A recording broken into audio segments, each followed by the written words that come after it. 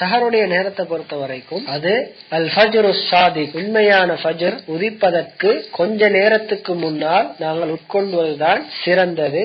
அந்த நேரத்தை தான் ரசூலுல்லாஹி அலைஹி ஸலாத்து வஸலாம் அவர்கள் எங்களுக்கு அறிமுகப்படுத்தி இருக்கின்றார்கள். இன்று அதிகமான மக்களுடைய வழக்கம் எவ்வாறு இருக்கின்றது என்று சொன்னால், ஆரம்ப நேரத்திலே, சஹருடைய ஆரம்ப நேரத்திலே அவர்கள் என்ன செய்கின்றார்கள், சஹரை உட்கொண்டு தேவையான பானங்களை அருந்தி அவர்கள் சஹர் செய்துவிட்டு ஃபஜ்ர் உதிக்கும் வரைக்கும் காத்து கொண்டிருப்பார்கள், அல்லது முஅத்தின் அதான் சொல்லும் வரைக்கும் காத்து கொண்டிருப்பார்கள். இது பிழை. மாற்றமாக இவ்வாறு செய்வது எங்களுக்கு ரசூலுல்லாஹ்வுடைய சுன்னாவல்ல. மாற்றமாக சஹரை நாங்கள் எவ்வளவு பிற்படுத்தலாம், இதுதான் சுன்னா. சஹரை எந்த அளவுக்கு பிற்படுத்தி நாங்கள் சஹர் செய்யலாமோ அந்த அளவு பிற்படுத்தி சஹர் செய்ய வேண்டும். அதே போல் இஃப்தாரை, நோன்பு திறப்பதை எந்த அளவுக்கு முற்படுத்தலாமோ அந்த அளவுக்கு முற்படுத்த வேண்டும். இதுதான் சுன்னா. இதனுடைய தெளிவு இன்ஷா அல்லாஹ் தெளிவான முறையில் தெளிவுபடுத்துவோம்.